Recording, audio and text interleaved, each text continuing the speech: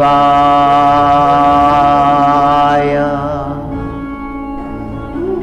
ओम नमः शिवाय।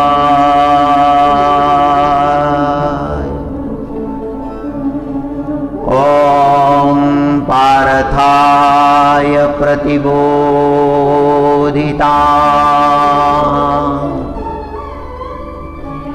भगवता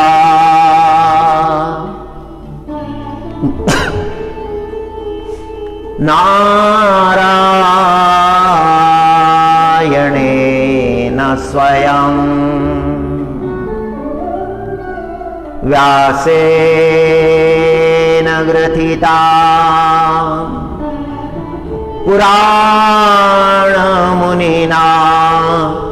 मध्ये महाभारतम्।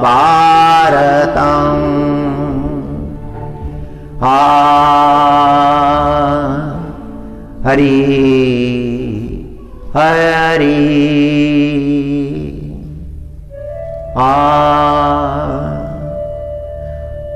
चरण कमलदळु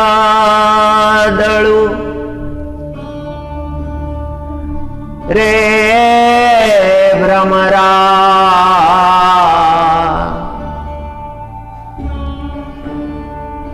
चरण कमलदळु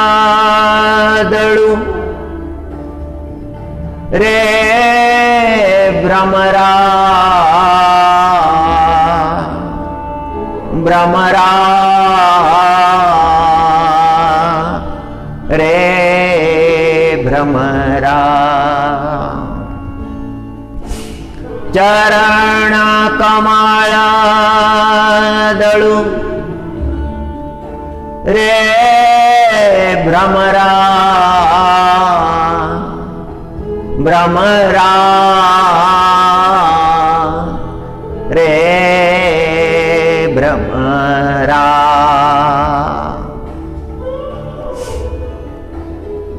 भोगितु निश्चलु रे भ्रमरा भोगितु निश्चलु रे भ्रमरा भोगितु निश्चलु रे भ्रमरा। परमात्मा के चरणों में शरणागति के बिना मनुष्य जीवन को शांति नहीं है। जगत के सारे पदार्थ प्राप्त होने के बाद भी मन को शांति नहीं मिलती है।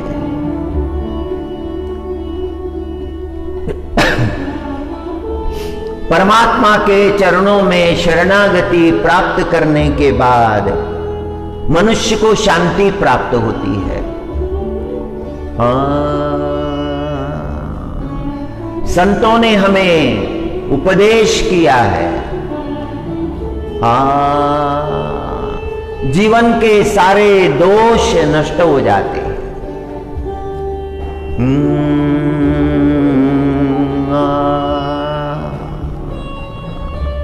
व्यासो नारायण भगवान ने बड़ी कृपा की है, वह दिव्य ज्ञान हमें दिया है। जगत को ज्ञान देने के लिए उनका अवतार है। व्यासो नारायण भगवान ज्ञानावतार है। हर 28वें द्वापर में व्यासो नारायण भगवान जन्म लेते हैं जगत के कल्याण के लिए, जगत को ज्ञान मार्ग तत्व मार्ग प्रशस्त करने के लिए। ओम पार्थाय प्रतिबोधिता श्री कृष्ण परमात्मा अनंत कोटि ब्रह्मांड नायक षड ऐश्वर्य संपन्न रुक्मिणी वल्लभ, गोपी जन वल्लभ। कितने भी नामानिधान परमात्मा को दिए जाए कम ही है। ओम पार्थाय प्रतिबोधिता। श्री अर्जुन जी महाराज को प्रतिबोध कराने के निमित्त से साक्षात नारायण भगवान ने उपदेश किया है, श्री गीता उपदेश। और व्यासो नारायण भगवान ने वह ग्रथित किया है, शब्दबद्ध किया है, जगत के कल्याणार्थ प्रकट किया है। पुराण मुनिनाम मध्ये महाभारतम।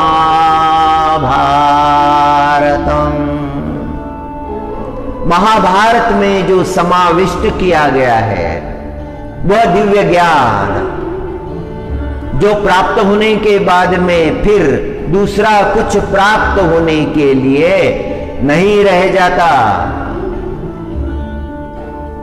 मिले जाने मुक्ति ऐसे ध्यावे मज ज्ञान। मिले जाने मुक्ति ऐसे ध्यावे मज ज्ञान। हे परमात्मा, ऐसा ज्ञान दो कि मैं संसार बंधन से छूट जाऊं। आपकी कृपा तो अद्भुत है,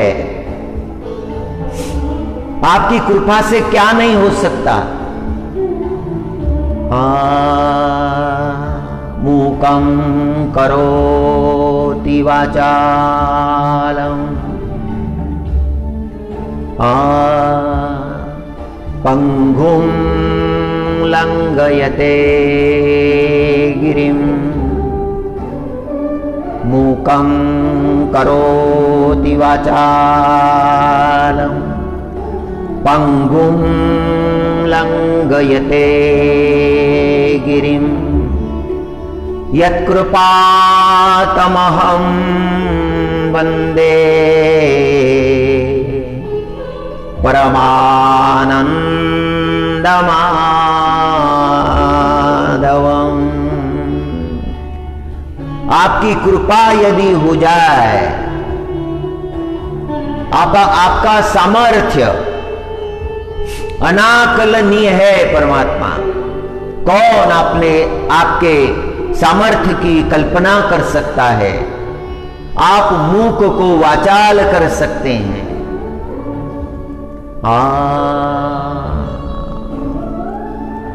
पंगुं लंघयते गिरिं। और जो लंगड़ा है, जो चल नहीं सकता, आपकी कृपा यदि हो जाए तो वो गिरिवर भी चढ़ सकता है।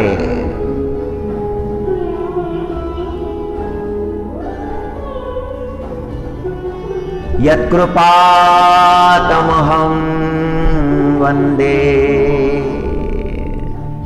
हे करुणा निधान परमात्मा, हे कृपालु परमात्मा, मैं आपको वंदन करता हूं। वंदे परमानंद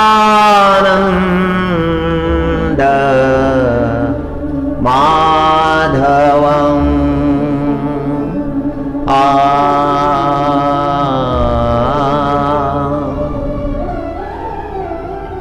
ये गीता शास्त्र है, परम अद्भुत है, परम सुंदर है। मनुष्य के कल्याण के लिए साक्षात नारायण भगवान ने प्रकट किया है। माधुरी मधुरता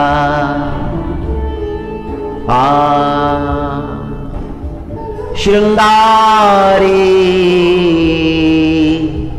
सुरेखता रूढ़पना उचिता दिसे भले। माधुर्य की मधुरता इसमें आ गई है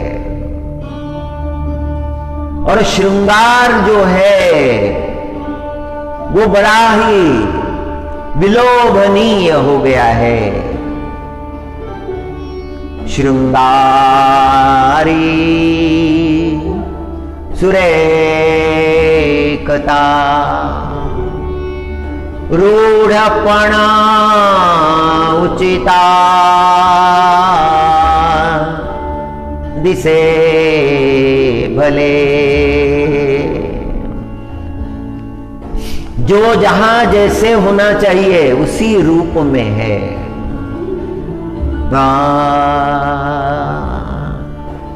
परमात्मा के स्वरूप में यदि मन लग जाए तो जीव का कल्याण हो जाता है। संसार के पदार्थों में मन जल्दी लग जाता है।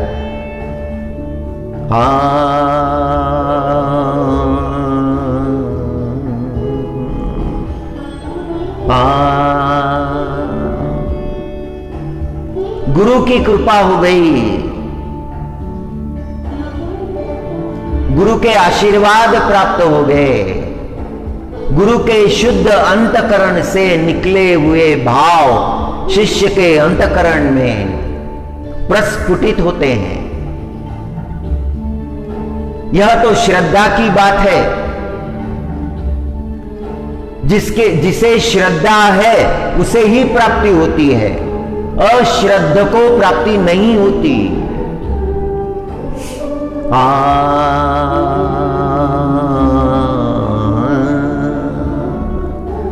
महाराज जी ने उपदेश किया है, मनोनी जानते ने गुरु भजीजे। मनोनी जानते ने गुरु भजीजे। तेने कृतकार्य होइजे। जैसे मूल सिंचने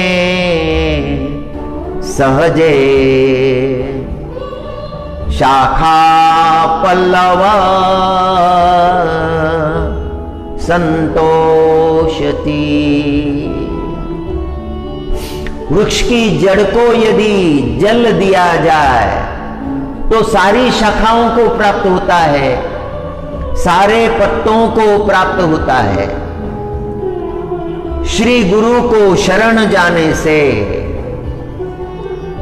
श्री गुरु का भजन करने से मनुष्य कृतकृत्य हो जाता है, कृतार्थ हो जाता है। जैसे वृक्ष की जड़ को जल देने से संपूर्ण वृक्ष संतोष प्राप्त करता है।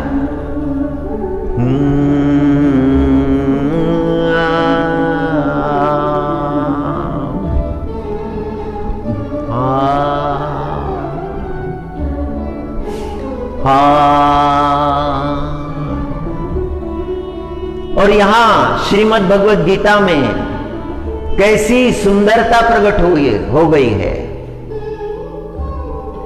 अर्जुन महाराज के महत्वपूर्ण है, बड़े श्रेष्ठ पुण्य किए हैं अर्जुन जी महाराज ने, इसीलिए इतनी कृपा की है उस परमात्मा ने।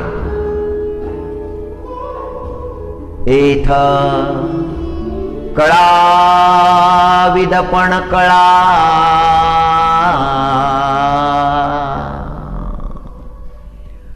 पुण्याशी प्रतापू आगळा, म्हणोनी जन्मे जयाचे अवलीळा, दोष हरले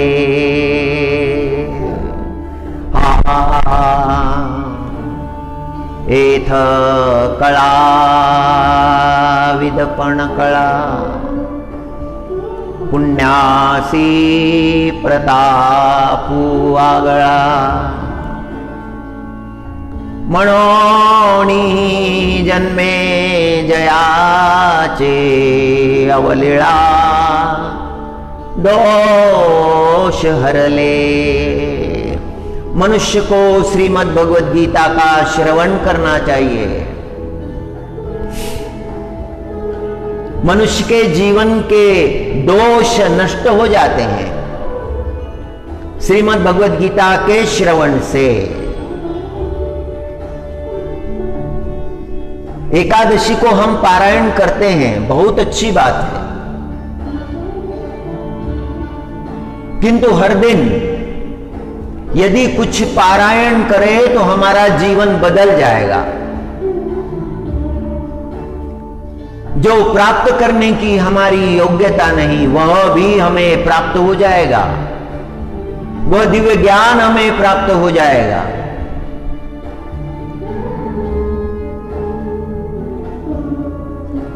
विषयों के पीछे मन दौड़ता है, विषयों में आनंद लेने लगता है।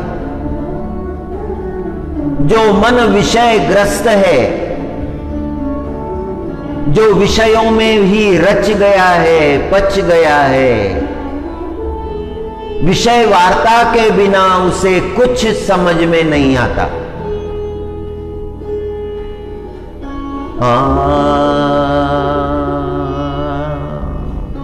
और विषयों में रच जाना, पच जाना, अधीन हो जाना, केवल विषयों का ही चिंतन करना, ये शाश्वत सुख का मार्ग नहीं है। श्रीमद् भागवत में गोपियां उपदेश करती है भ्रमर को। भ्रमर गीत है, वह भ्रमर जो है वह एक फूल पर जाता है, वहां से सुगंध लेता है, फिर दूसरे फूल पर जाता है और दिन भर ऐसे ही करते रहता है, उसे तृप्ति नहीं मिलती। प्रातःकाल से उसका भ्रमण शुरू हो गया, शाम होने को आई है, दिन ढलने को आया है, फिर भी उसका भ्रमण चल ही रहा है। और गोपियों का मन तो श्री कृष्ण परमात्मा के चरणों में है और वो गोपियां देखती है उस भ्रमर को जो विषयों के आनंद में भ्रमित हो गया है। उस भ्रमर से गोपियां बड़े सुंदर वचन बोलती है। रे भ्रमरा, रे भ्रमरा, मधुर वाणी है। कैवल्य साम्राज्य के चक्रवर्ती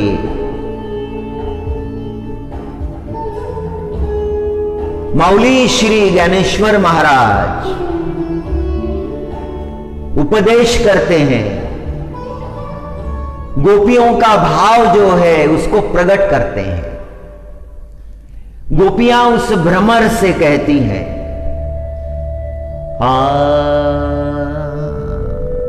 अब ये विषयों का आनंद लेना छोड़ दे हे भ्रमर, तूने उस परमात्मा के चरण देखे नहीं है, उस परमात्मा के चरणों का चिंतन कर। मन भ्रमर है, मनुष्य का मन भ्रमर गुंजार करते रहता है, विषयों का आनंद लेते रहता है, लौकिक आनंद में ही डूबा हुआ है। जैसे मनुष्य लौकिक आनंद में डूब जाता है।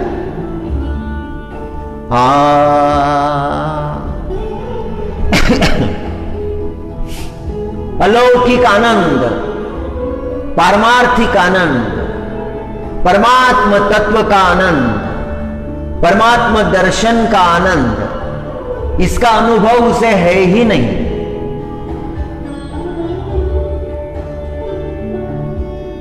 और जैसा बिगड़ा हुआ मन है, विषयों के पीछे दौड़ने वाला मन है, सांसारिक सुखों के पीछे दौड़ने वाला मन है, वैसी अवस्था है उस भ्रमर की। भ्रमर को भी सुना रहे हैं, मन को भी सुना रहे हैं। यह हमारे लिए उपदेश है, हम सबके लिए। मन को ही भ्रमर जानिए।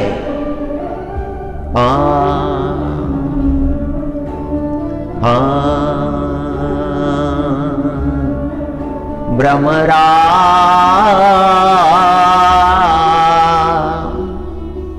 भ्रमरा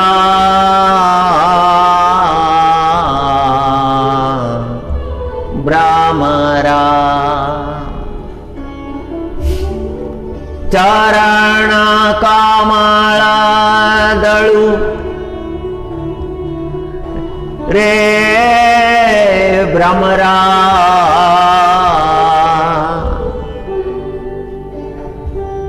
चरण कमल दळु रे भ्रमरा भोगितु निश्चलु रे भ्रमरा भोगितु निश्चलु रे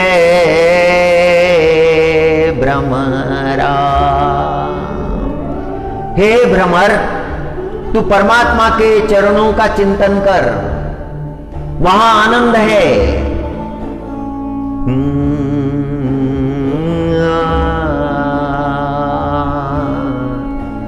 आएथ कळा विदपण कळा पुण्यासी प्रतापू आगळा मनोनी जन्मे जयाचे अवलीळा दोष हरले।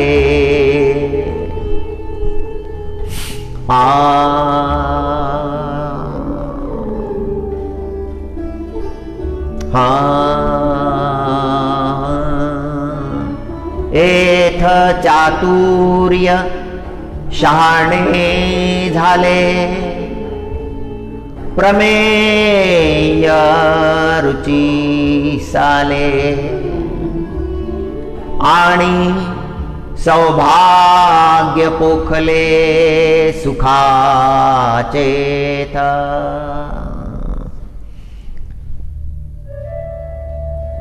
ग्रंथ के महात्म्य का वर्णन कर रहे हैं।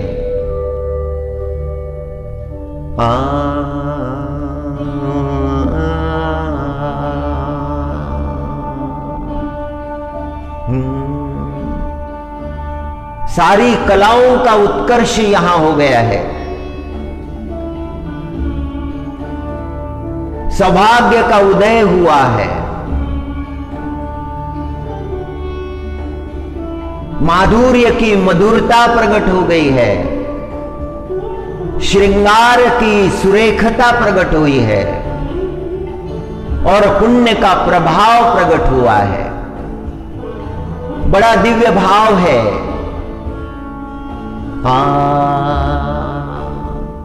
परीक्षित महाराज के पुत्रों में ज्येष्ठ थे जन्मेजय।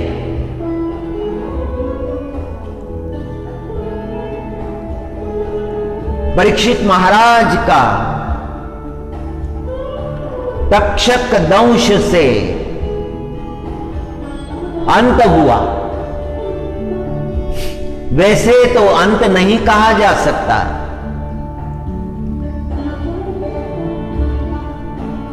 वह तो परमात्मा स्वरूप हो गए, संसार बंधन से छूट गए, मोक्ष को प्राप्त हो गए। किंतु ये जो घटना हुई इसका परिणाम राजा जन्मेजय पर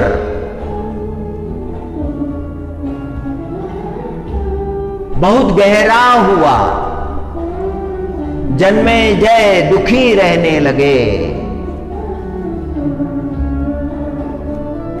मेरे पिता को तक्षक ने दंश किया है।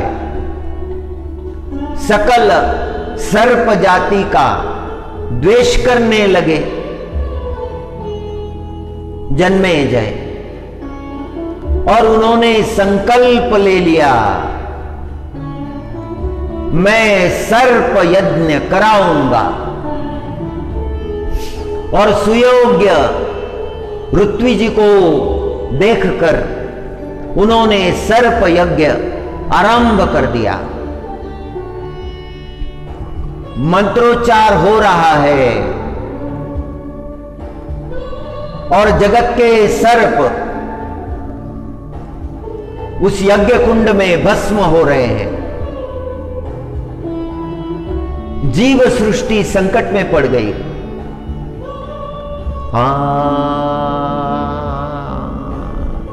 व्यासो नारायण भगवान ने जन्मेजय से कहा कि हे जन्मेजय, सर्पों ने तुम्हारा कोई अपराध नहीं किया है, ये तुम्हारा ज्ञान है। तुम्हारे अंतकरण में द्वेष का उदय हुआ है, सर्प जाति के लिए द्वेष। यह विद्वेष काम का नहीं, बहुत बड़ा पाप हो रहा है तुमसे। इसीलिए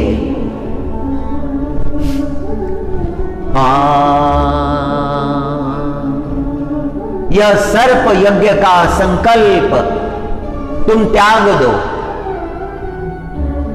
और जन्मेजय ने संकल्प त्याग दिया। व्यास नारायण भगवान के चरणों में दंडवत किया। व्यास नारायण भगवान से कहने लगे जन्मेजय, हे प्रभु, अज्ञान में बहुत बड़ा पाप कर बैठा हूं। जिस परिवार के शुद्ध संस्कार जगत में प्रसिद्ध है, जिस कुल को हाथ जोड़कर जगत वंदन करता है, जिस कुल की परंपराएं संसार के लोगों के लिए आदर्श बनी हुई है, जिस कुल पर श्री कृष्ण परमात्मा की अद्भुत कृपा है, उसी कुल में मैं जन्मा। मैंने पाप आचरण किया है। ये पाप कहां नष्ट होंगे? और व्यासो नारायण भगवान ने कहा, पाप तो तुमसे अवश्य हुआ है जन्मेजय। तुम्हें वैशंपायन ऋषि के पास जाना चाहिए और वैशंपायन ऋषि को प्रार्थना करनी चाहिए, गुरुदेव मुझ पर कृपा करो, मुझे पंचम वेद श्री महाभारत शास्त्र सुनाओ और श्री महाभारत के अंतर्गत जो श्रीमद् भगवद गीता आई है उसी को सुनाइए। प्रार्थना की और एकाग्र चित्त से जन्मेजय सुनने लगे। महाभारत सुनने के उपरांत, श्रीमद् भगवद गीता सुनने के उपरांत उनके जो भी दोष थे वो दोष नष्ट हो गए। शास्त्र सुनने से, भगवद गीता सुनने से मनुष्य के जीवन के जो दोष है वो नष्ट हो जाते हैं। नष्ट तो हो जाते हैं किंतु बाद में फिर नहीं करने चाहिए। फिर वही अपराध यदि जीव करता है तो उसके पाप जो है वो फिर नष्ट होना मुश्किल है। स्नान करने के बाद में अपने शरीर पर अपने हाथों से ही गंदगी को पोतना ठीक नहीं है। पश्चाताप एक बार होना चाहिए। कोई गलत बात समझ में आ गई, ऐसा कर्म मुझे नहीं करना चाहिए, ये बात जब समझ में आ गई तो पुनश्च उस कार्य को नहीं करना चाहिए, संभलना चाहिए।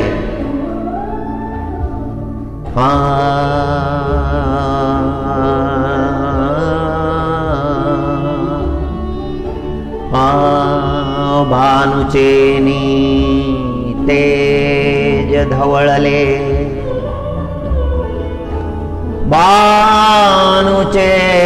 भानुचेनी तेज धवळले। सूर्य भगवान का उदय हो गया, तेजोमय प्रकाश जगत में प्रकाशित हो गया, त्रैलोक के जैसे प्रकाशित हो गया है।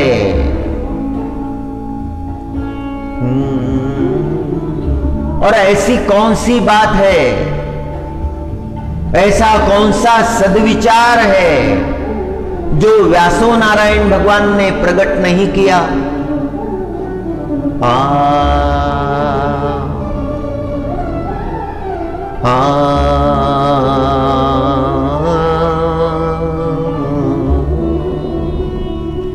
मनोनी महाभारती नाही, तेनो हेची लोकीती।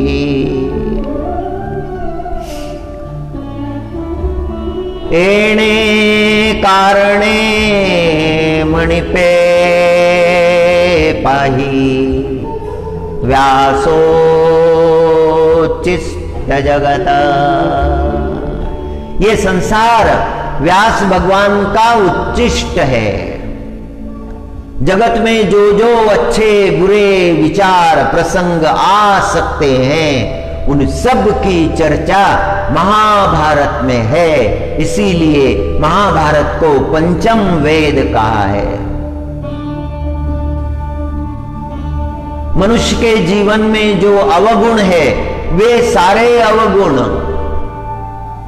विलय को प्राप्त होते हैं, नष्ट हो जाते हैं। निर्मल विवेक की प्राप्ति होती है, निर्मल भक्ति की प्राप्ति होती है, चित्त शुद्ध हो जाता है।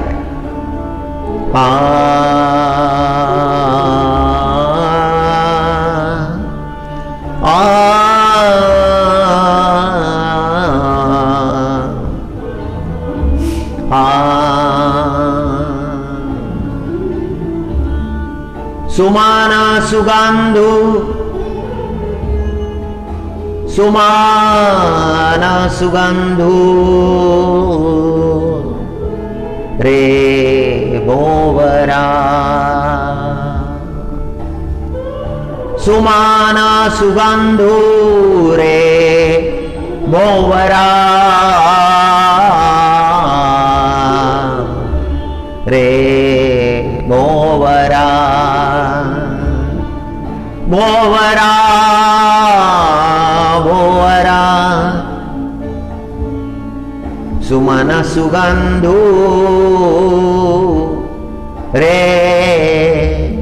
भोवरा।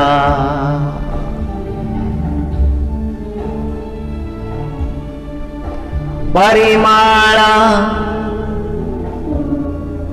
विदगदुरे भोवरा।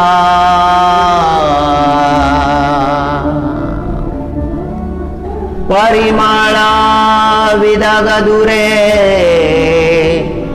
भोवरा भोवरा भोवरा। भ्रमर को गोपियां उपदेश कर रही है। सुगंध के पीछे दौड़ते हो, विषयों का सुगंध, उसी में भूल गए हो। परमात्मा के चरणों का दर्शन करो, परमात्मा के चरणों में मन लगाओ, परमात्मा में मन लगाओ, फिर तुम्हें सच्चे आनंद की प्राप्ति होगी। विषयों का आनंद ये आनंद नहीं है।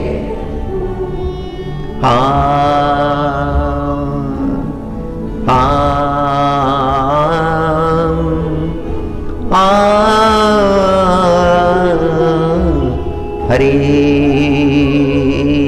हरे। सत्य सत्य की हमेशा विजय होती है। सत्यमेव जयते, यह विचार मुंडक उपनिषद का है। मुंडकोपनिषद। सदा सत्य की विजय होती है, असत्य की कभी विजय नहीं होती। सत्य पालन करने से ही मनुष्य का उत्कर्ष होता है।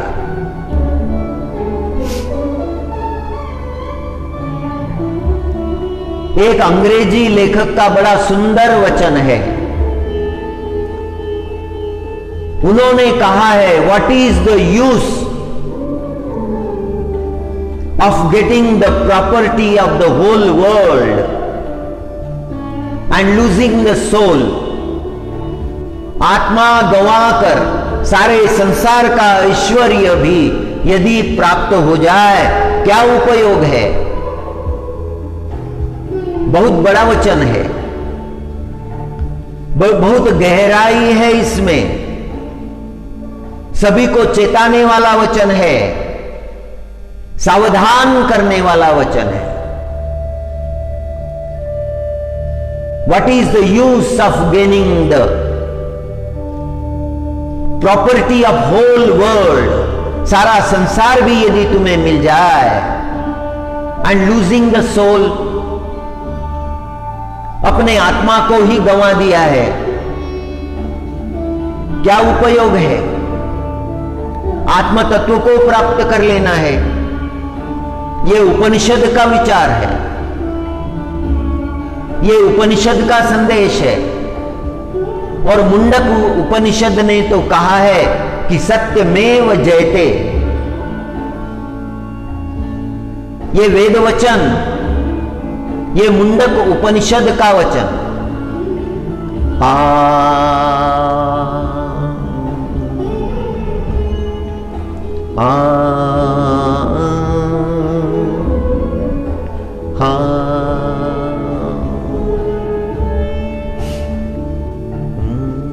परमात्मा सत्य स्वरूप है, मुंडक उपनिषद ने कहा है।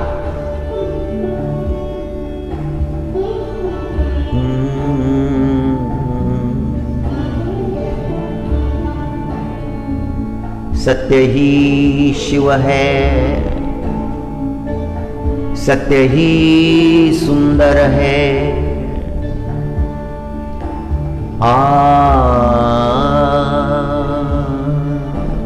सत्य की सुंदरता का वर्णन किया है। जो मनुष्य अपने जीवन में सत्य धारण करता है, उसे कभी पश्चाताप करना नहीं पड़ता।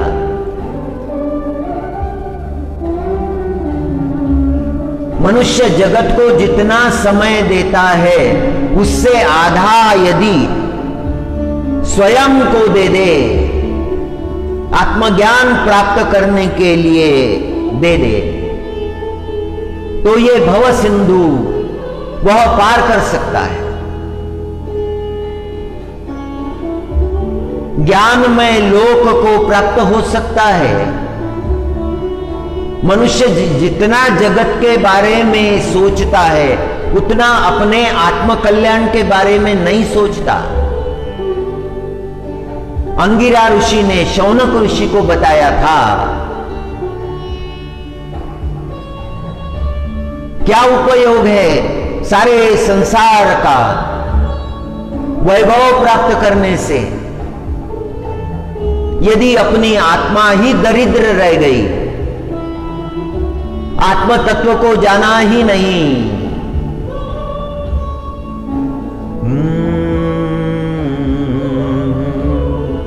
बाहर कितना भी उजाला हो, भीतर तो अंधेरा है।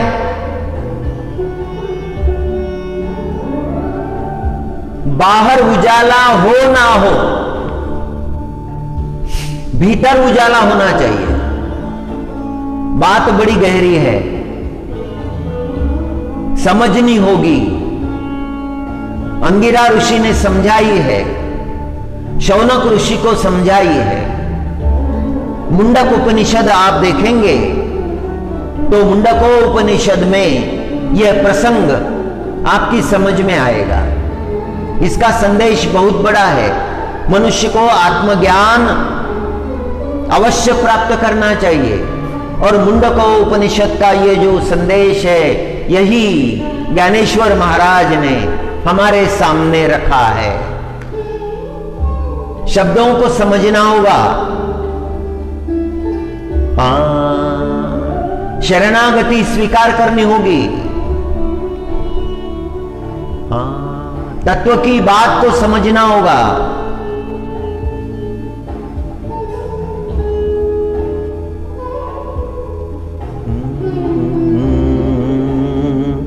ऋणु जुनु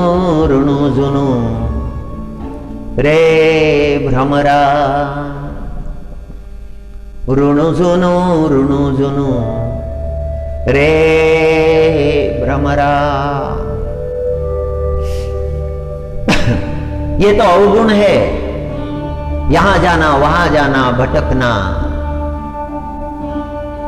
विषयों के पीछे दौड़ना। इंद्रियां दौड़ रही है, शांत नहीं है, अशांत है। अंतःकरण में वासनाओं का समुद्र उबल रहा है।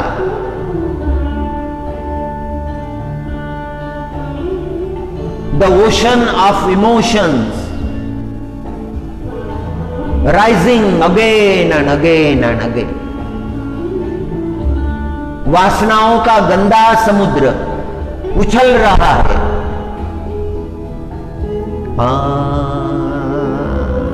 इसे छोड़ना चाहिए।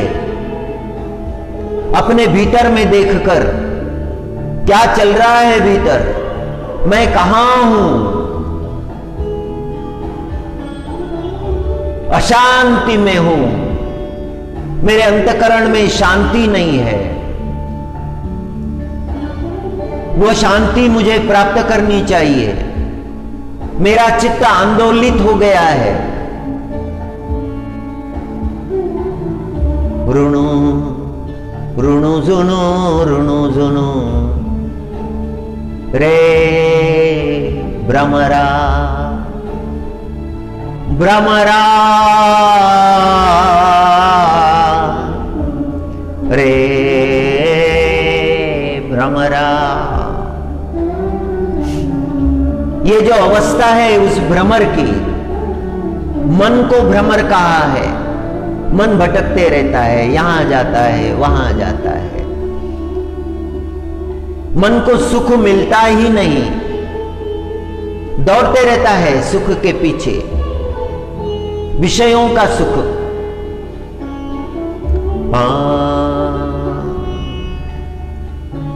सांडितु अवगुणु रे भ्रमरा भ्रमरा रे भ्रमरा।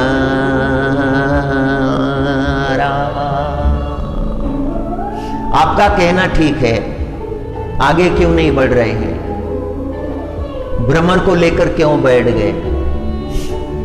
भूमिका तैयार करनी है, भूमिका को समय लगता है, उतना समय देना पड़ता है।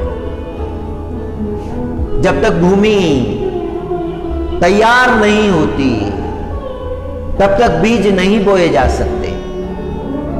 मन की भूमि को तैयार करना है।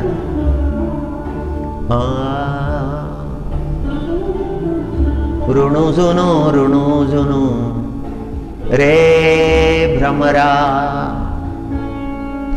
सांडितु अवगुणु रे भ्रमरा। गोपियों का भाव व्यासो नारायण भगवान ने दशम स्कंद में भ्रमर गीत में जो प्रकट किया है, गोपियां जो प्रकट करती है, मन की अवस्था के बारे में प्रकट करती है। मुंडक उपनिषद का विचार है, शास्त्रों के विचार हमें प्राप्त करने हैं। शास्त्रों के ऋषि मुनियों के विचारों के प्रकाश में हमें अपने अंतःकरण को जान लेना चाहिए।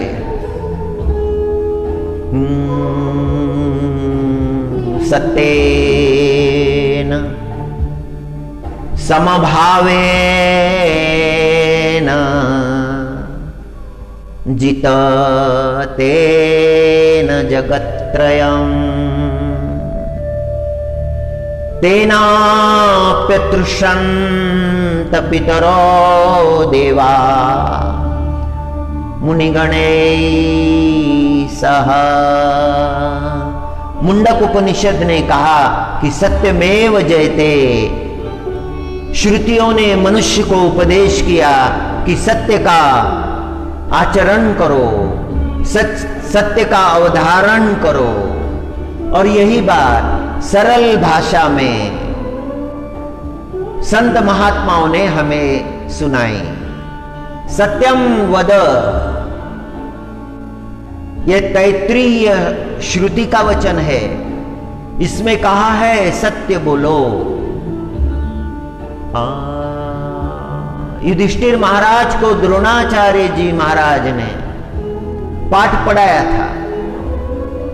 वहां सभी बैठे थे, 100 कौरव थे, 5 पांडव थे। द्रोणाचार्य पाठ पढ़ा रहे थे।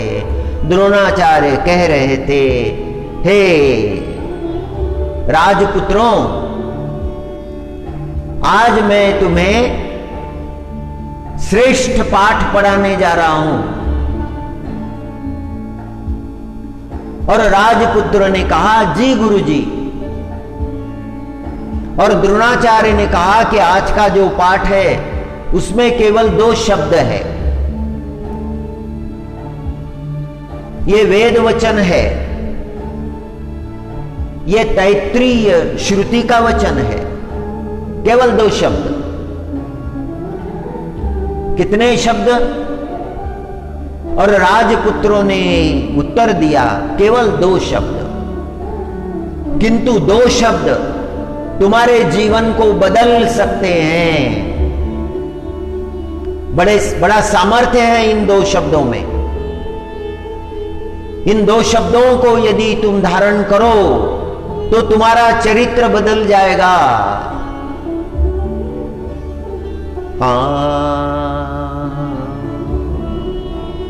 और वो 2 शब्द अभी सुनो। सत्यम वद।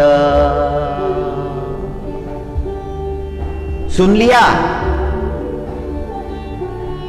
और छात्रों ने कहा, हां गुरुजी सुन लिया। सत्यम वद, सत्यम वद। सत्यम वद। क्या अर्थ हुआ? सदा सच बोलो। Tell the truth always. Follow the truth always.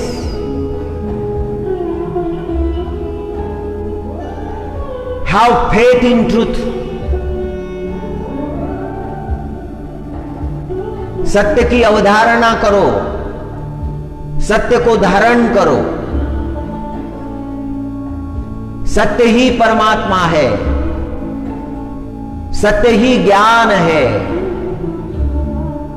सत्य ही जीवन का सूत्र है, सत्य ही प्रकाश है, सत्य ही आराध्य है। सत्य क्या है? सत्य सर्वश्रेष्ठ है, सत्य तपश्चर्या है, सत्य यज्ञ है, सत्य अनुष्ठान है, सत्य साधना है, सत्य शांति है, सत्य जीवन का आधार है। समझ गए? सभी ने कहा हां गुरुजी, समझ गए। सत्य जीवन का आधार है, सत्य प्रकाश है, सत्य सामर्थ्य है, सत्य बल है, सत्य तेज है, सत्य यज्ञ है, सत्य अनुष्ठान है। इस तरह से सब उत्तर देने लगे। गुरुजी संतुष्ट हुए। युधिष्ठिर की तरफ देखा। युधिष्ठिर, क्या तुमने पाठ नहीं पढ़ा? तुम्हारी पाठ समझ में नहीं आया? हाथ जोड़कर क्षमा मांगी। गुरुजी मुझे क्षमा कीजिए, मैंने सीखा नहीं है पाठ, मुझे समय दीजिए, अवधि दीजिए। गुरुजी ने कहा ठीक है, 1 सप्ताह की अवधि, 1 सप्ताह के भीतर पाठ सीखना चाहिए। 1 सप्ताह हो गया। गुरुजी ने पुकारा, युधिष्ठिर क्या पाठ सीख लिया? युधिष्ठिर ने हाथ जोड़कर क्षमा मांगी। गुरुदेव, पाठ को नहीं सीखा है, और समय दीजिए। गुरुजी ने कहा ठीक है, अब कितना समय? 1 मास, 1 महीने का समय दे दिया। बीत गया 1 महीना। गुरुजी ने पुकारा, युधिष्ठिर खड़े हो जाओ, क्या पाठ सीखा है? युधिष्ठिर ने गर्दन झुकाई। क्षमा कीजिए गुरुदेव, नहीं सीखा है। समय दीजिए। कितना समय? 1 वर्ष। गुरुजी ने समय दे दिया। 1 वर्ष बीत गया। गुरुजी ने पुकारा, युधिष्ठिर क्या पाठ सीखा है? और युधिष्ठिर महाराज ने कहा, हां गुरुदेव, पाठ सीखा है। इतना समय लगा? अरे पाठ तो बहुत सरल था, केवल 2 शब्द थे। क्या थे शब्द? सभी से पूछा और सब कहने लगे, सत्यम वद, सत्यम वद, सत्यम वद, सत्यम वद। 2 शब्दों का पाठ सीखने में पूरा साल गंवा दिया।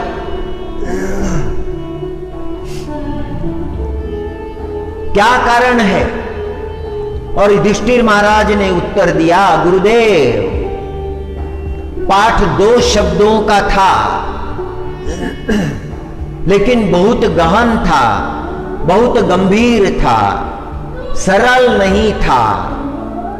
मैंने अभ्यास किया है सत्य बोलने का, और 1 वर्ष की प्रतीक्षा के बाद मैं ये जान गया हूं कि सत्य व्रत है और इस व्रत का पालन मैं कर सकता हूं। आचार्य द्रोण का अंतकरण गदगद हो गया और उन्होंने कहा कि हे युधिष्ठिर, पाठ को तो तुमने ही सीखा है, अन्य सबने केवल रटा है, पाठ को सीखा नहीं।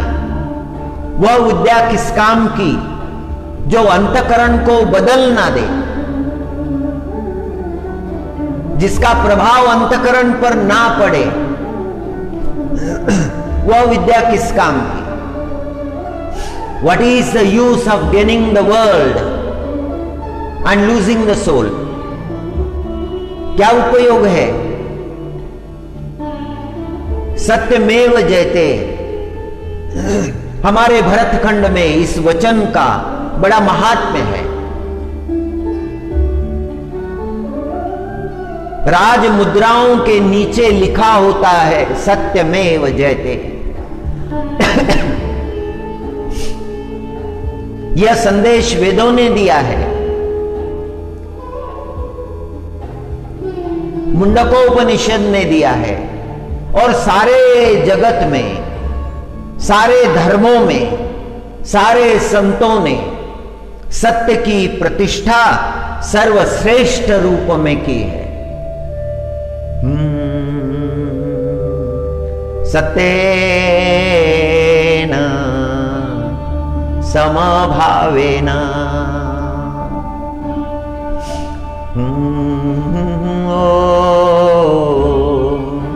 सत्येन समभावेन जिततेन जगतत्रय। सत्य और समत्व जिसके अंतकरण में है वो सारे जगत को जीत सकता है। सत्येन समभावेन जिततेन जगत्त्रयम्, त्रैलोक्य जीत सकता है। और जो सत्य की आराधना करता है, सत्य का पालन करता है, उस अनुपालन कर्ता पर देव प्रसन्न रहते हैं, पितर प्रसन्न रहते हैं, मुनिगण प्रसन्न रहते हैं, पितरों को संतोष मिलता है। यह पितृपक्ष है। आज द्वादशी है, पितृपक्ष में आई हुई द्वादशी है आज। हाँ, श्राद्ध पक्ष का महत्वपूर्ण दिन है। हरि हरि।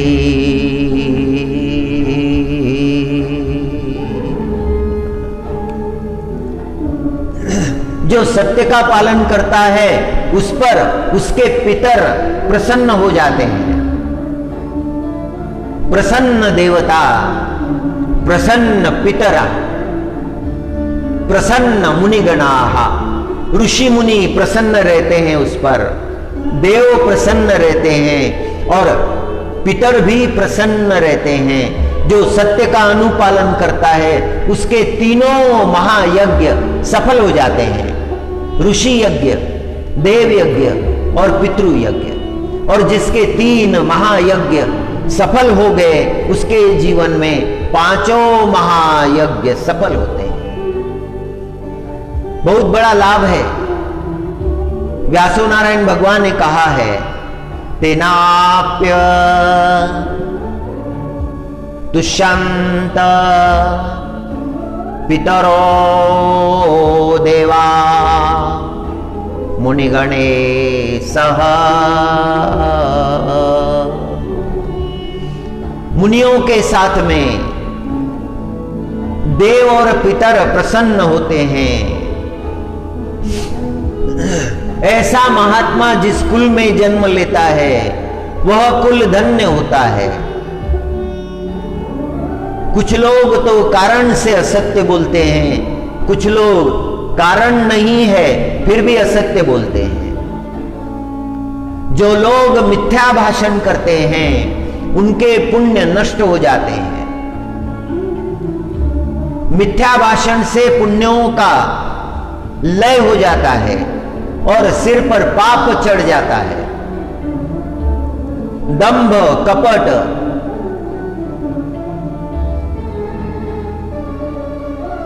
आचरण करके अपना स्वार्थ साधन करने के प्रयत्न में जो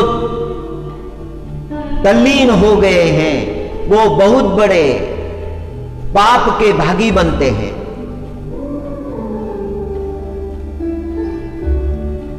असत्य कभी भी जगत में जीतता नहीं है।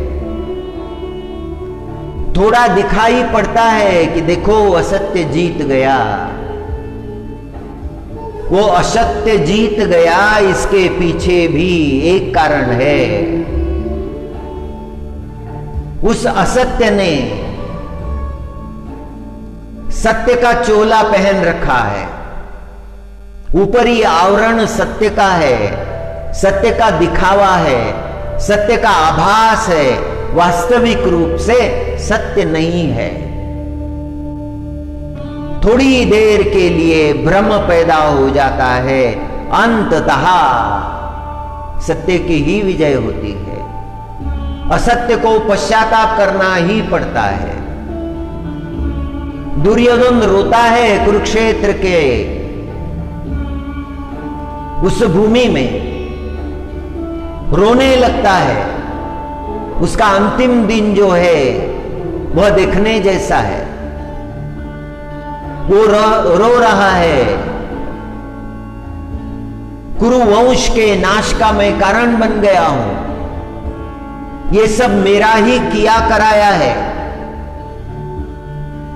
मैंने अपने भाइयों को भी मृत्यु के मुंह में धकेल दिया, मेरे मित्रों को भी मृत्यु के मुंह में धकेल दिया। कुल के जो ज्येष्ठ थे, श्रेष्ठ थे, मेरे गुरु थे, उन सब को असमय, उनका समय नहीं आया था। बड़ा पश्चाताप होता है उसे।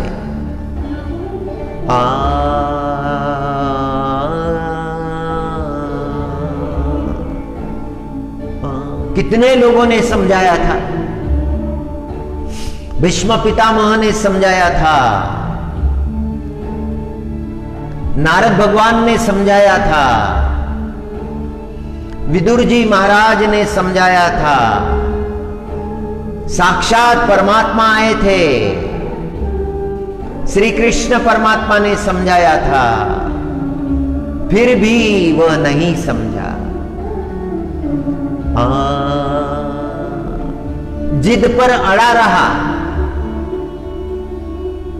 दंभ आचरण करता रहा, छल कपट करता रहा।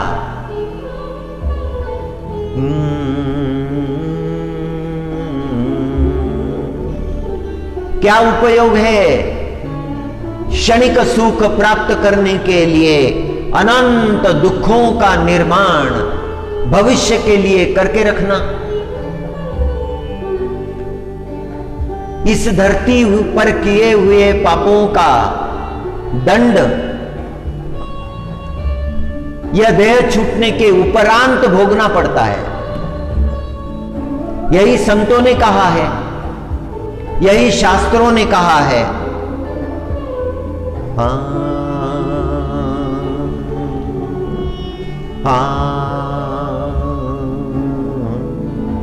देखकर संभलना चाहिए।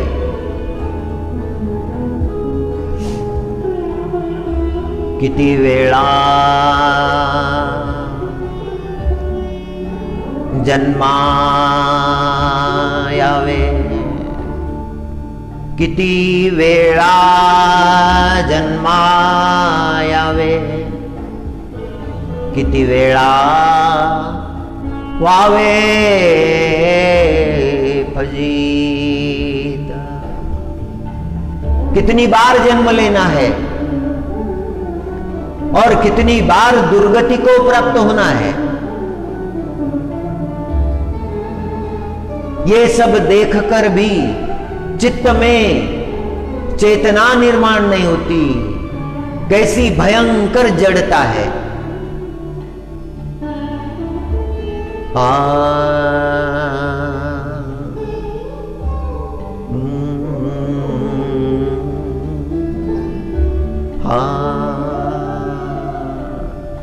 महाभारत में धर्म तुलाधार का एक प्रसंग आया है, जो अपने जीवन का सद्भावना से यापन करता था।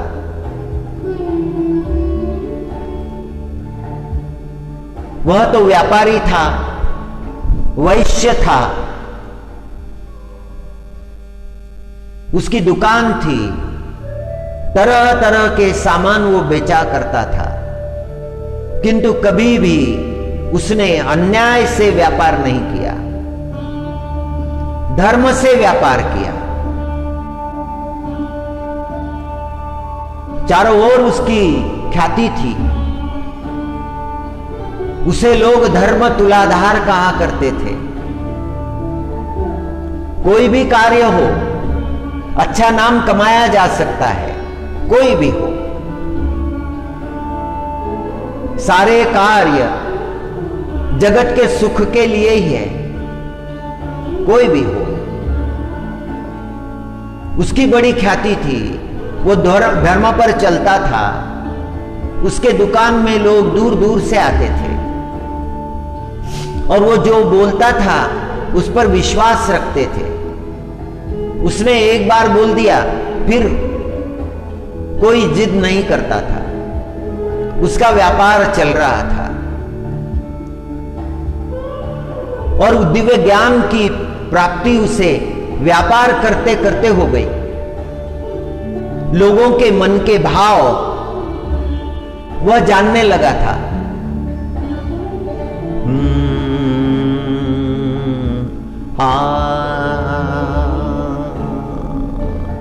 एक गांव में एक पतिव्रता स्त्री रहती थी। वह अपने पति की सेवा में सदा तत्पर रहती थी। पति को कोई भी दुख ना पहुंचे, इसका प्रयत्न वह अपने आचरण से करती थी। पति की सेवा ही उसके लिए तप था, पति की सेवा ही उसके लिए धर्म था। और ये करते करते करते वो दिव्य बातों को जानने में सक्षम हो गई।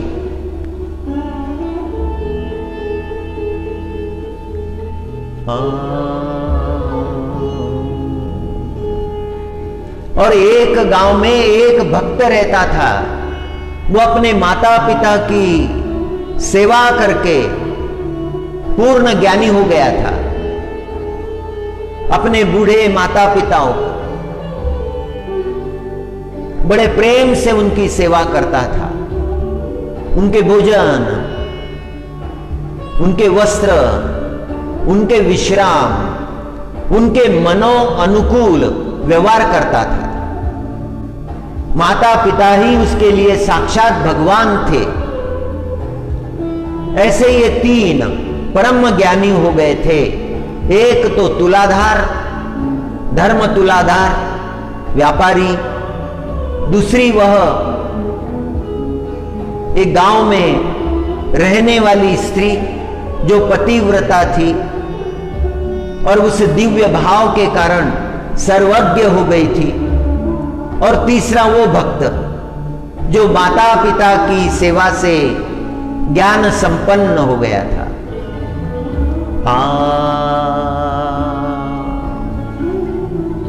अभी प्रसंग है एक साधु का, एक तपस्वी का।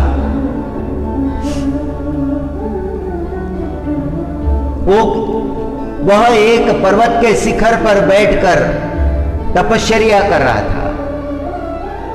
ओम नमो नारायण।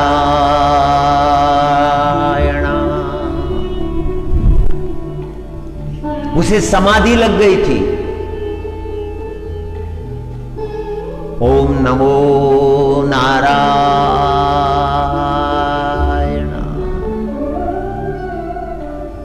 उसने तपश्चर्या आरंभ की। कई दिन बीत गए, वो बैठा ही रहा। अब उसकी समाधि खुलने का समय हो रहा है और ऊपर से एक पंछी उड़ता हुआ जा रहा है। और पंछी ने विष्ठा छोड़ दी। वह विष्ठा उस ऋषि के मस्तक पर पड़ी। उसने स्पर्श किया, देखा पंछी ने विष्ठा गिरा दी है। उसे क्रोध आया और उसने क्रोध से पंछी की तरफ देखा और पंछी जलकर भस्म हो गया। फिर उसके समझ में आया मुझे सिद्धि प्राप्त हो गई है। अपने आप को सिद्ध समझने लगा। भिक्षा के लिए पास वाले गांव में गया। यह प्रसंग हमें अरुणाचल प्रदेश में कर्नाटक के एक कार्यकर्ता थे। तरुण अवस्था थी उनकी, मुझसे छोटे थे,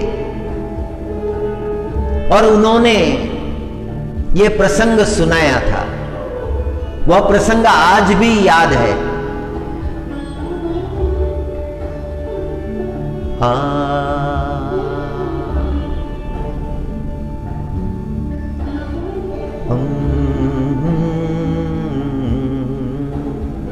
यह प्रसंग उन्होंने अंग्रेजी में सुनाया था। हिंदी उनको नहीं आती थी और मुझे कन्नड़ा नहीं आती थी, कन्नड़ नहीं आती थी। उन्होंने अंग्रेजी से सुनाया था और बहुत कम समझ में आया था। अंग्रेजी भी हमें अच्छी तरह से समझ में नहीं आती थी। वो ऋषि के अंतकरण का भाव, गर्व निर्माण हो गया, मैं सिद्ध हो गया हूं, ये भावना निर्माण हो गई। एक गांव में भिक्षक लेने के लिए आए, एक घर के सामने खड़े हुए, भिक्षाम देही आवाज लगाई। द्वार खुला था किंतु गृह स्वामिनी नहीं आई। फिर आवाज लगाई, भिक्षाम दे। जब दूसरी आवाज लगाई तो गृह स्वामिनी आई और उसने हाथ दिखाए, रुको। वह चली गई। सिद्ध को लगने लगा कि मैं इतना बड़ा सिद्ध और ये मुझे रुकने के लिए कहती है। इसे मालूम नहीं मैं कौन हूं। अहंकार तो हिलोरे लेता ही है ना। जो कुछ मिला है अहंकार को लगता है कि बहुत मिला है, जो मुझे मिला है वो किसी को नहीं मिला है, मैं सबसे श्रेष्ठ हूं, मैं सिद्ध हूं। उसके अंतकरण में यह भाव निर्माण हो गया। तीसरी बार उसने जोर से आवाज लगाई, भिक्षाम देही। अब वो स्त्री निकट आ गई और उसने कहा कि देखिए मैं पति की सेवा में हूं, मेरे पति भोजन कर रहे हैं, आपको रुकना पड़ेगा। जब उनका भोजन हो जाएगा तो अब मैं आपको भिक्षा दूंगी, आप प्रतीक्षा करो। वह चली गई।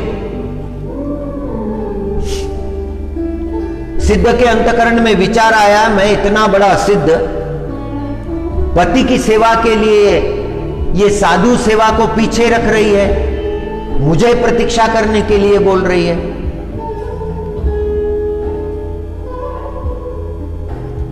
वो प्रतीक्षा करता रहा, क्रोध अंतकरण में भड़कता रहा।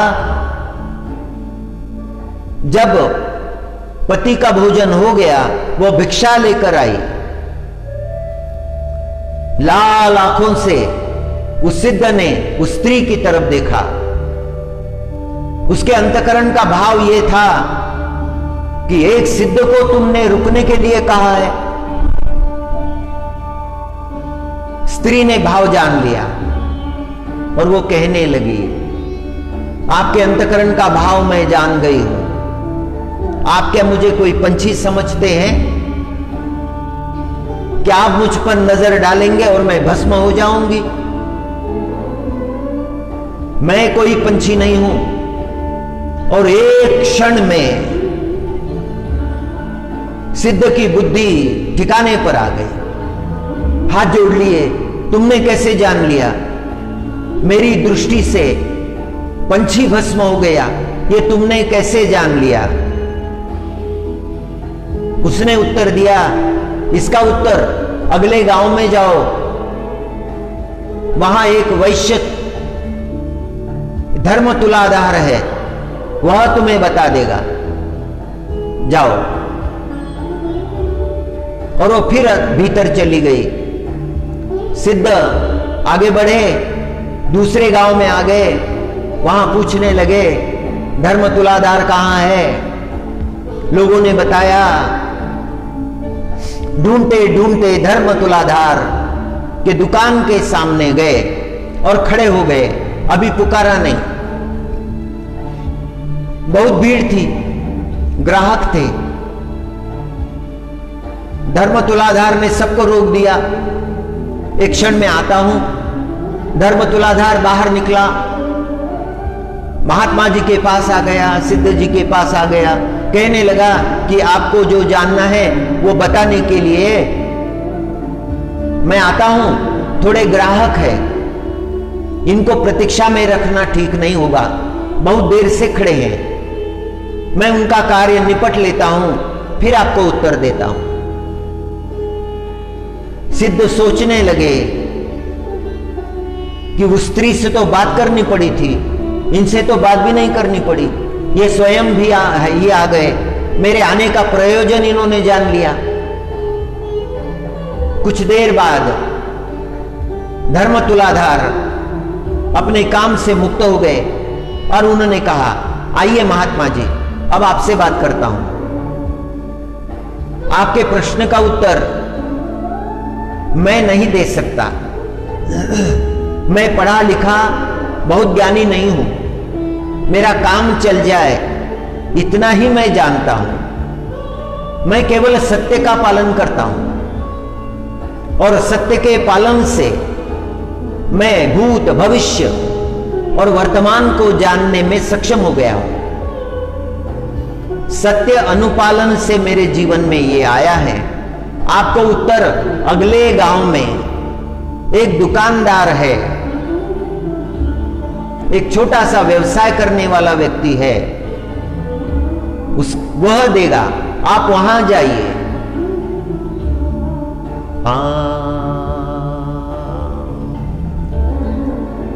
और महात्मा जी अगले गांव चले गए। वहां एक छोटी सी दुकान थी, दुकान कुछ अच्छी नहीं थी। पशुओं का मांस वहां पर बेचा जाता था। और जैसे ही महात्मा जी वहां पहुंचे, उस दुकानदार ने हाथ जोड़ लिए, आपको मैं उत्तर देता हूं, थोड़े ग्राहक है, इनका कार्य पहले कर लूं।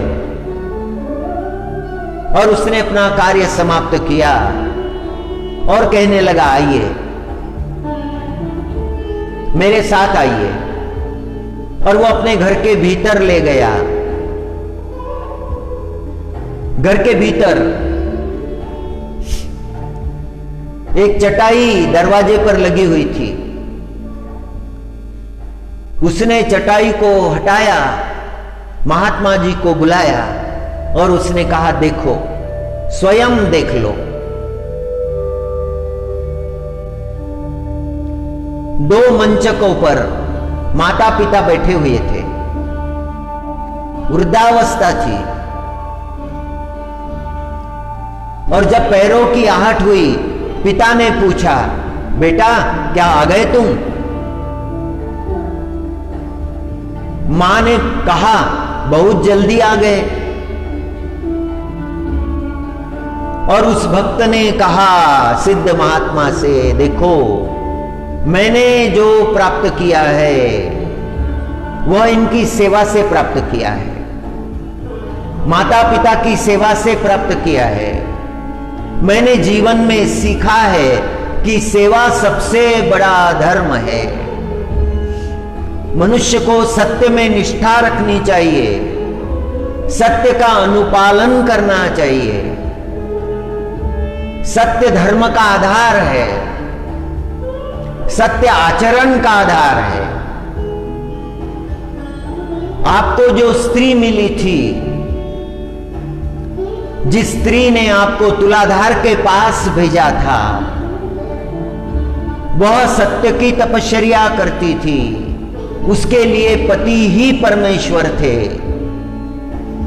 और तुलाधार जो अपना कार्य सत्य के आधार पर करते थे, और मैं भी अपना कार्य सत्य के आधार पर ही करता हूं। सेवा को ही मैंने धर्म माना है। महात्मा जी, सत्य से बढ़कर कोई तपश्चर्या नहीं है। महात्मा जी ने उस भक्त के चरणों में दंडवत कर दिया। बहुत बड़े तत्व की बात। हमें तत्व जानना चाहिए, तत्व जानकर ही कल्याण होता है।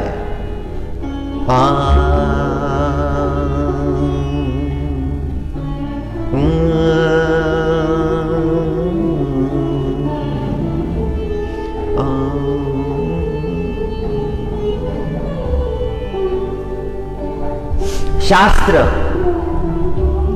प्रमाणों से यह सिद्ध हो जाता है, शुद्ध आचरण मनुष्य के अंतकरण का शुद्ध भाव उसे श्रेष्ठ बनाता है, न कि श्रेष्ठ जाति।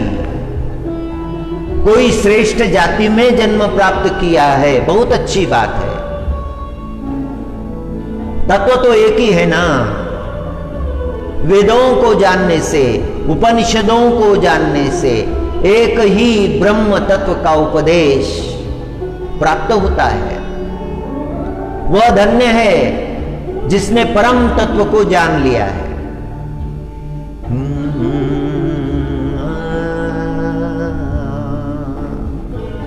हरि हरि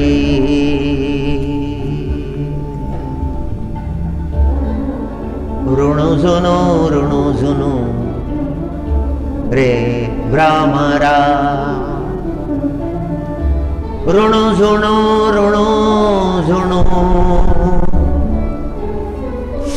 रे भ्रमरा।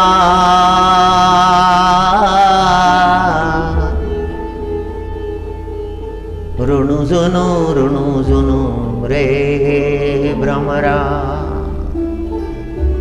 सांडितु अवगुणो रे भ्रमरा। सांडितु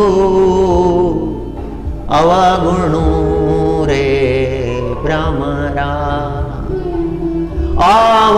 अवगुणो रे भ्रमरा। अपना अवगुण जान लेना चाहिए और समझ में आने के बाद में उसे छोड़ देना चाहिए।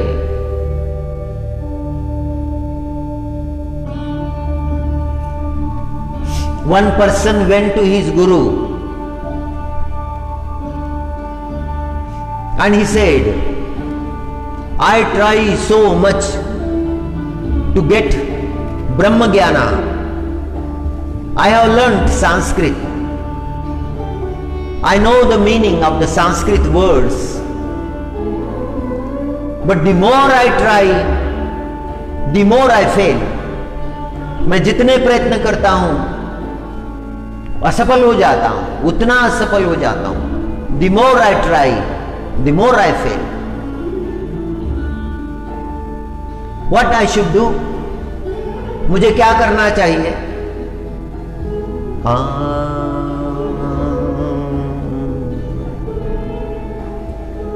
गुरु ने कहा कि अपने अंतकरण में देखना सीखो। असत्य यदि तुम्हारे जीवन में आ गया है और जाता नहीं है, पश्चाताप करो, repent, repent, and thou shall purify thyself। पश्चाताप करो, पश्चाताप करो और तुम अपने आप को शुद्ध कर पाओगे। कुछ दिन उसने वह प्रयत्न भी किया, किंतु फिर भी असफल है। फिर गुरु के पास आया, Guru Maharaj please advise me, what should I do. और गुरु महाराज ने कहा कि think now on, when you understand this is untruth you are following, just remember that you shall not commit it again. फिर कभी उसका अनुसरण नहीं करोगे। And stick to your decision, और अपने निर्णय पर दृढ़ रहो। देन एंड देन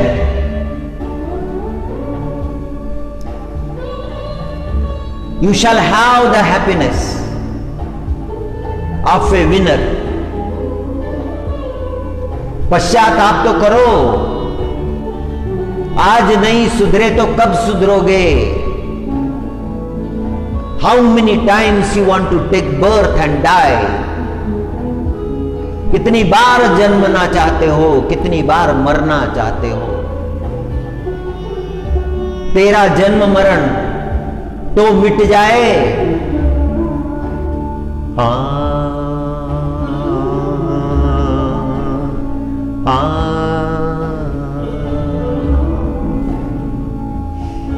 भगवत कृपा हो गई, गुरु कृपा हो गई कि जीवन के दोष मिट जाते हैं।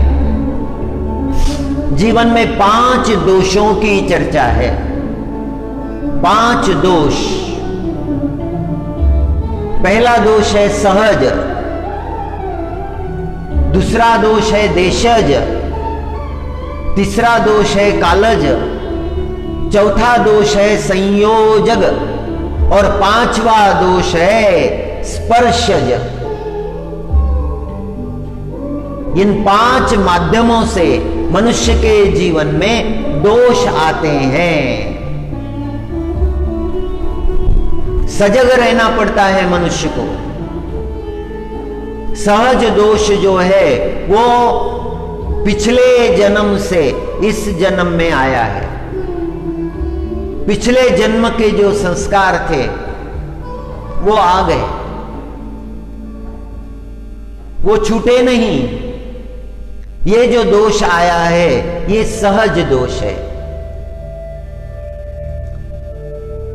दूसरा दोष देशज है। जिस देश में जन्म हुआ है वहां का दोष है, वहां का वातावरण, वहां की परिस्थिति।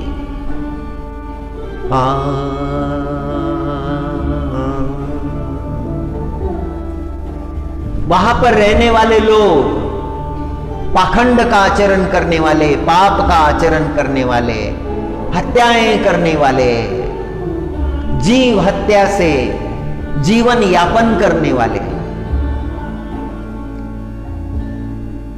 वहां स्वाभाविक रूप से वो सब तरफ है, उससे बचना पड़ेगा। वो हमारे जीवन में ना आए, इसके लिए सावधान होना पड़ेगा। ये देशज दोष है। तीसरा है कालज। काल बदलते रहता है। सत्य युग में दोष नहीं थे, त्रेता युग में आना आरंभ हुआ, द्वापर में बढ़ गए और कली युग में बहुत बढ़ गए। काल का प्रभाव है। काल के कारण, समय के कारण ये तीसरे क्रमांक का दोष है। और चौथा है संसर्गज, किसी के संसर्ग में आने से जीवन में दोष आ गया। सोने का बर्तन और उसमें लहसुन अगर रख दिया और 2 दिन बाद फिर उस सोने के बर्तन को सूंघ लिया तो दुर्गंध आने लगी। बर्तन तो सोने का है किंतु लहसुन की गंध उससे आने लगी। जिसके संसर्ग में हम आ जाते हैं उसके संसर्ग का प्रभाव हम पर पड़ता है, संग का प्रभाव पड़ता है। ये संग दोष है, ये संसर्ग दोष है। कभी भी किसी बुरे व्यक्ति के संसर्ग में हम ना जाएं, सावधान रहे। जिनका आचरण ठीक नहीं है उनके संसर्ग में जाना उचित नहीं होगा, वहां उठना बैठना उचित नहीं होगा।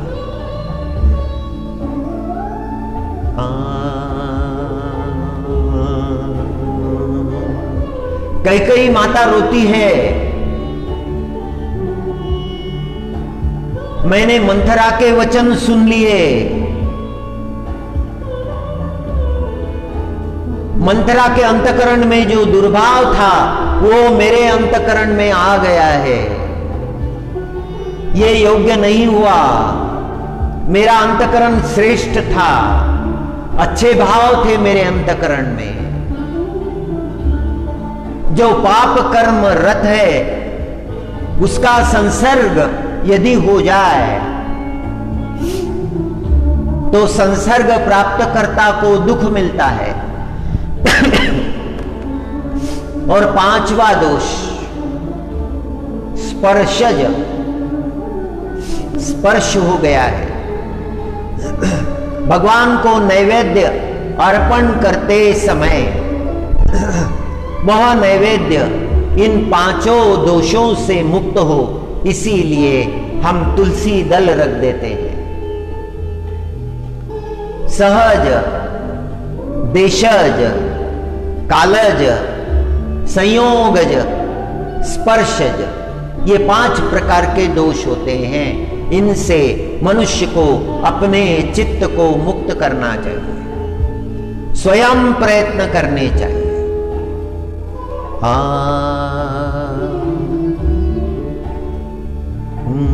शरण तुला में भगवंता,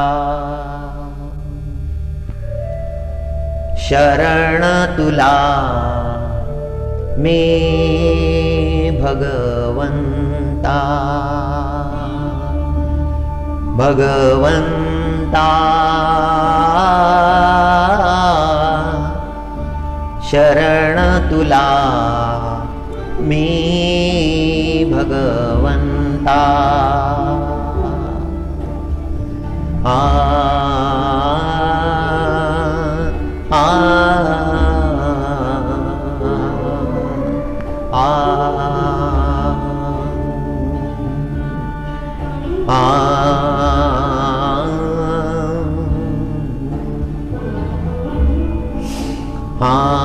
ऐसी जगी सुरस कथा जे जन्मा भूमि परमार्था। ऐसी जगी सुरस कथा जे जन्मभूमि परमार्था। मुनि सांगे नृपनाथा जन्मे जया। ऐसा ये सुंदर प्रसंग है। ऐसी ही यह सुरस कथा है और मुनि वैशयंपायन राजा जन्मे जय को कथा सुना रहे हैं। श्रवण का महात्म्य है। शास्त्र श्रवण से हमें दोषों का पता चलता है। हमारे जीवन में कितने दोष है इसका पता चलता है।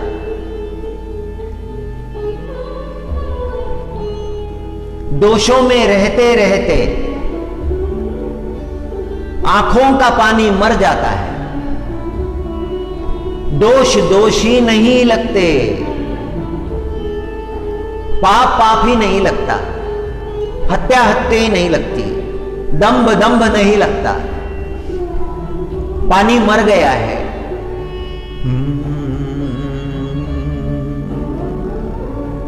कर्मों को ही सुधारना है, बिगड़े कर्मों को सुधारना है। और यदि बिगड़े नहीं है तो शुद्ध रहना है, बिगड़ने नहीं देना है। हाँ,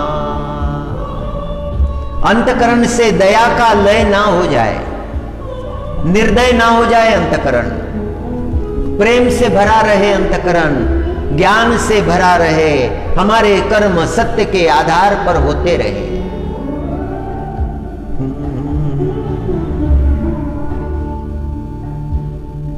कभी कभी पढ़े लिखे लोगों में भी बुरे कर्म करने वाले मिल जाते हैं, और कभी कभी अनपढ़ लोगों में भी शुद्ध कर्म करने वाले मिल जाते हैं।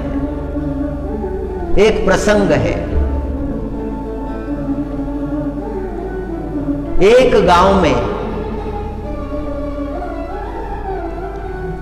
एक कन्या का बाल विवाह हुआ।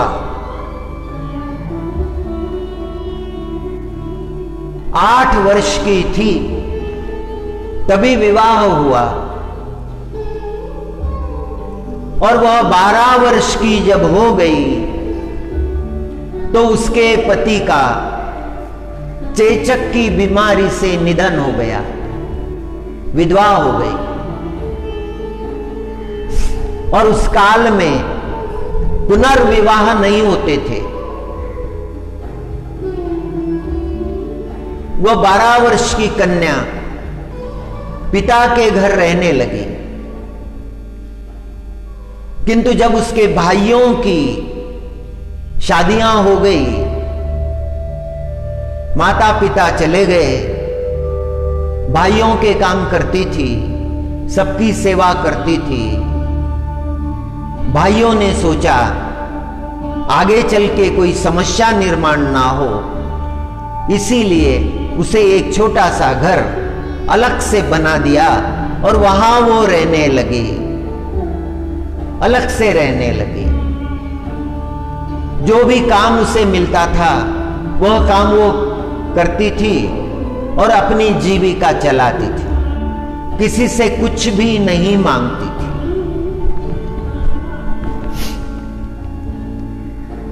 करते करते करते प्रौढ़ा हो गई, बुढ़ापा आ गया। गांव के लोग उसे बड़ी माई कहते थे, और बड़ी माई सबके काम करती थी। कोई यदि बीमार पड़ गया तो उसके घर जाती, उसकी सेवा करती, छोटे छोटे बच्चों को कहानियां सुनाती, उनका मनोरंजन करती, उन्हें खिलाती। वो सबकी प्रिय हो गई बड़ी माई। अभी उसका अंत समय आने लगा, शरीर जर्जर होने लगा। अब उसके समझ में आ गया अंत समय आ गया है। जिन बच्चों को बड़ी माई ने संभाला था वो बहुत बड़े हो गए थे, दूर दूर तक चले गए थे, नौकरियां कर रहे थे, धन कमा रहे थे। और जब भी वो गांव आते तो बूढ़ी माई से मिलने जरूर जाते, और बूढ़ी माई को बड़ा आनंद होता, मेरा ही पोता आया है, मेरा ही नाती आया है। इस तरह से वो उनके साथ बड़े आनंद से रहती थी, कभी दुख की चर्चा नहीं करती। रात के समय भजन करती। छोटी लड़कियों को उसने भजन सिखाया था, बड़े प्रेम से। कभी भी किसी से झगड़ा नहीं, कभी भी किसी से अनबन नहीं। अपना दिन वो भगवत चिंतन में ही बिताती। एक दिन वो बीमार हो गई। दिवाली नजदीक थी। गांव के जो बेटे बेटियां थे वो गांव लौटे, सब उससे मिलने गए, उसकी खबर लेने गए। दिन भर लोग आते रहे, मिलते रहे। और शाम के समय बहुत दिनों बाद गांव का एक युवक गांव में लौट आया था। वह बूढ़ी मां के दर्शन के लिए गया। उसने हाल चाल जाना, बूढ़ी मां कैसी हो? स्पर्श करके देखा तो बुखार था। बूढ़ी मां तुमने दवाई नहीं ली? बूढ़ी मां ने कहा कोई बात नहीं, ठीक हो जाएगा, सुबह तक ठीक हो जाएगा, सब बुखार उतर जाएगा। उससे रहा नहीं गया। वो डॉक्टर से मिला, डॉक्टर ने कुछ दवा दे दी। वो दवा लाकर बूढ़ी मां को पिलाई। फिर पूछा क्या तुमने भोजन लिया है? बूढ़ी मां ने कहा हाँ लिया है भोजन। कब लिया है? दोपहर में लिया था। मैं एक बार ही लेती हूं, एक बार ही पाती हूं। उसने खोज खबर की, पता चला कि भोजन कई दिनों से नहीं लिया है। वो अपने घर गया, भोजन लेकर आया, बूढ़ी मां को भोजन खिलाया। बूढ़ी मां के आंखों से अश्रु झर रहे थे और उस युवक के आंखों से भी अश्रु झर रहे थे कि एक सत्कर्म आज मैंने कर दिया है। फिर उसने पूछा बूढ़ी मां तुम्हारी क्या इच्छा है? बूढ़ी मां ने कहा बेटा एक इच्छा है, हमारे गांव में पानी नहीं है, गांव का कुआं सूख जाता है। मेरी इच्छा है कि एक कुआं बनवाया जाए और उस कुआं बनाने के लिए मेरा धन लगे। तुम्हारे पास कहां से आया मां धन? बूढ़ी मां ने कहा मेरे गहने हैं और कुछ चांदी के रुपए हैं जो मेरी मां ने मुझे दिए थे, वो मैंने संभाल कर रखे हैं, वो खर्च नहीं किए। बेटा ये जिम्मेदारी अगर तुम लो तो मुझ पर बड़ी कृपा हो जाएगी। वो उठ नहीं सकती थी, फिर भी उठी और उसने कहा कि खटिया के नीचे एक बक्सा है, उसे बाहर निकालो। युवक ने बक्सा बाहर निकाला, बक्से को खोला, उसके अंदर एक पोटली थी। बूढ़ी मां ने कहा इसे खोलो। उस युवक ने वो पोटली खोली, उसमें कुछ चांदी के रुपए, कुछ गहने थे। उसने कहा इसके कितने रुपए बनेंगे? क्या इसमें से कुआं बन जाएगा? उसने कहा हां बन जाएगा। अब तुम चिंता मत करो, यह मेरा कर्तव्य है, तुम्हारी इच्छा मैं पूरी करूंगा। कुआं खोदने का काम शुरू हो गया। खोदा जा रहा है, पानी नहीं लग रहा है। बूढ़ी मां बार बार पूछती है क्या लगा है पानी? युवक कहता है नहीं मां लगेगा, जरूर लगेगा, तुम्हारी इच्छा भगवान पूरी करेंगे। बहुत खोदना हुआ है, लोग बातें कर रहे हैं कहां पानी लगेगा, यहां तो पानी नहीं लगेगा, कितना अभी खोदो। खोदने का काम चल रहा है। बूढ़ी मां वहां खड़ी खड़ी सब देख रही है। उसकी अवस्था जीर्ण हो चली है, सभी को लग रहा है कि अभी नहीं बचेगी। भगवान कृपा करे, बूढ़ी मां आंखें बंद करने के पहले कुएं को पानी लग जाए। और खोदने वाले चिल्लाए, गीली मिट्टी, गीली मिट्टी। सब देखने के लिए आए। बाहर निकाल कर देखी, मिट्टी गीली है, इसका अर्थ यह है पानी है। और खोदने के लिए सब लग गए। पूरा गांव वहां इकट्ठा हो गया और कुएं में निर्मल पानी का झरना लग गया। पानी ऊपर निकाला गया। बूढ़ी मां ने कहा, भगवान का अभिषेक करेंगे। बहुत बड़ी धारा निकल गई। जल से भगवान का अभिषेक किया। बूढ़ी मां ने कहा, अब मेरी इच्छा है कि आज भगवान का भजन हो जाए। भजन मंडली को बुलाओ। पड़ोस के गांव से भजन मंडली आई। भजन आरंभ हो गया। कुएं का जल बढ़ गया है। सब देखकर आश्चर्य कर रहे हैं। ये तो बूढ़ी मां का आशीर्वाद है। बूढ़ी मां की हम सब पर कृपा हो गई है। सारे गांव को पानी मिलेगा। अब बिना पानी के कोई नहीं रहेगा। उधर मंदिर में भजन चल रहा है, लोग आनंद मना रहे हैं। और बूढ़ी मां का स्वास्थ्य अब बिगड़ गया। सब लोग आसपास इकट्ठा हो गए। बूढ़ी मां ने कहा,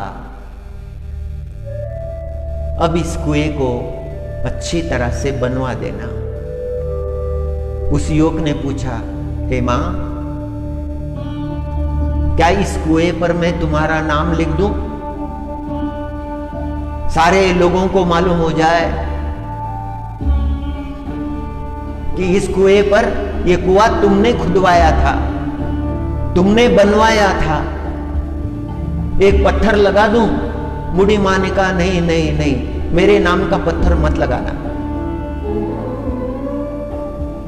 मेरी तुमसे प्रार्थना है, किसी के भी नाम का पत्थर मत लगाना। पत्थर लगाने से पुण्य क्षीण होते हैं। नाम देने से पुण्य क्षीण होते हैं। बूढ़ी मां शांत हो गई। सारे गांव की मां थी वो। वह कुआं, बूढ़ी मां का कुआं नाम से जाना जाता है। नाम देने नहीं दिया। मनुष्य को जीवन में आकर ऊंचा चरित्र करना चाहिए, शुद्ध चरित्र करना चाहिए। मांडुक्य के उपनिषद ने जो संदेश दिया है, सत्यमेव जयते, सत्यमेव,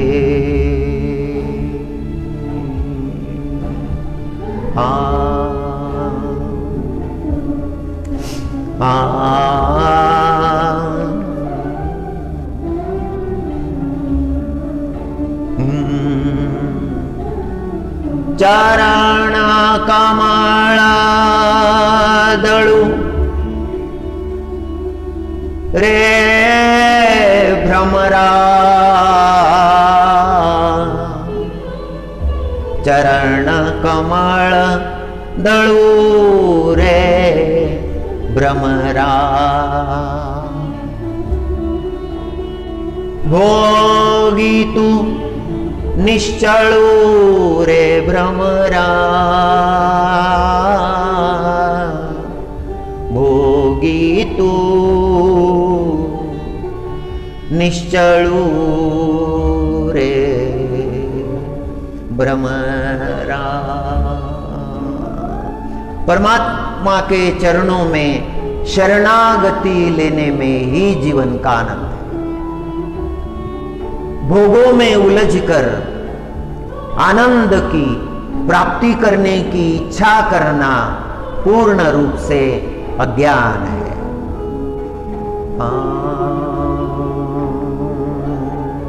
जीवन को सत्य का आधार हो, जीवन को सेवा का आधार हो, जीवन को व्रत का आधार हो। सत्य ही व्रत है, सत्य ही धर्म है, सत्य ही तप है और सत्य की ही जय होती है।